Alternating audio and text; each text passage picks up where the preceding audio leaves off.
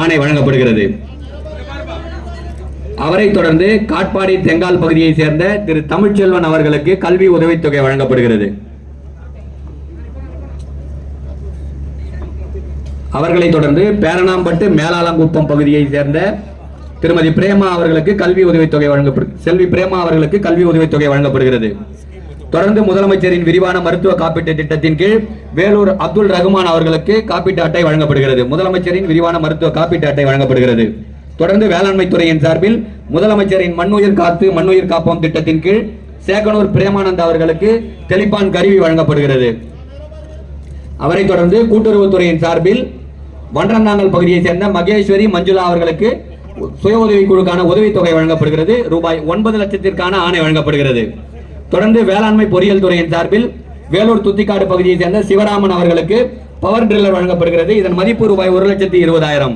தொடர்ந்து ஆதி திராவிடர் நலத்துறையின் சார்பில் திருமதி சுஜாதா அவர்களுக்கு இலவச தையல் இயந்திரம் வழங்கப்படுகிறது. அவரை தொடர்ந்து பிற்படுத்தப்பட்டோர் மற்றும் சிறுபான்மையினர் நலத்துறையின் சார்பில் பள்ளிகொண்டா பகுதியை சேர்ந்த தேவி அவர்களுக்கு கிறிஸ்துவ தேவாலய நலவாரிய அட்டை வழங்கப்படுகிறது. தொடர்ந்து வருவாய்த்துறையின் சார்பில் பல்வேறு நலத்திட்ட உதவிகள் வழங்கப்படுகிறது. திருமதி சாந்தா அவர்களுக்கு இயற்கை மரண நிதி உதவி தொகை ரூபாய் 22,500க்கான காசோலை வழங்கப்படுகிறது. ஆணை வழங்கப்படுகிறது. தொடர்ந்து சாந்தி விக்கிரமாசி அவர்களுக்கு ரூபாய் 22,500க்கான ஆணை வழங்கப்படுகிறது. தொடர்ந்து அணைக்கட்டு கீழ் கிருஷ்ணாபுரத்தை சார்ந்த சமீமா அவர்களுக்கு 22,500க்கான ஆணை வழங்கப்படுகிறது. தொடர்ந்து அணைக்கட்டு தேவிச்செட்டிக்குப்பம் முனியம்மாள் அவர்களுக்கு 1,02,500க்கான விபத்து நிதி உதவி வழங்கப்படுகிறது. அவர்களை தொடர்ந்து குடியாத்தம் சீவூர் பகுதியை சேர்ந்த கவிதா அவர்களுக்கு ரூபாய் 22,500க்கான ஆணை வழங்கப்படுகிறது. மருத்துவம் மற்றும் மக்கள் நல்வாழ்வுத்துறையின் சார்பில் ஊட்டச்சத்து பெட்டகம் வழங்கப்படுகிறது.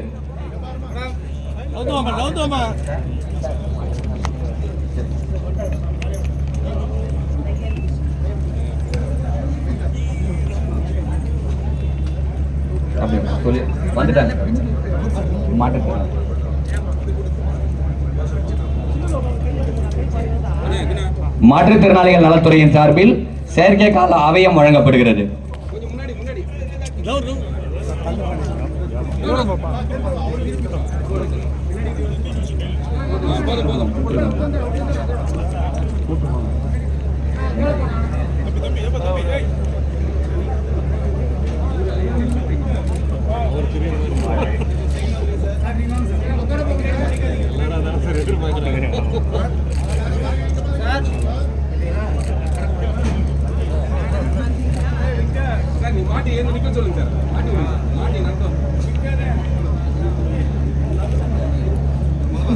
மாற்றுத்திறனாளிகள் நலத்துறையின் சார்பில் சின்னப்பள்ளிக்குப்பம் பகுதியை சேர்ந்த திரு கேசவன் அவர்களுக்கு செயற்கை கால அவயம் மாண்புமிகு அமைச்சர் அவர்களால் வழங்கப்பட்டுள்ளது.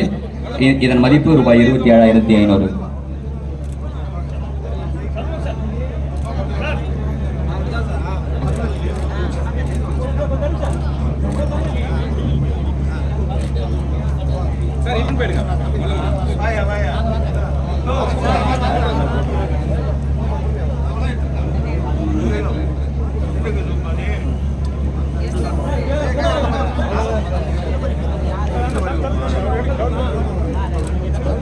தொடர்ந்து தோட்டக்கலைத்துறையின் சார்பில் திசு வளர்ப்பின் மூலமாக வாழை வளர்க்கும் பயனாளிக்கு வாழை செடி வழங்கப்படுகிறது.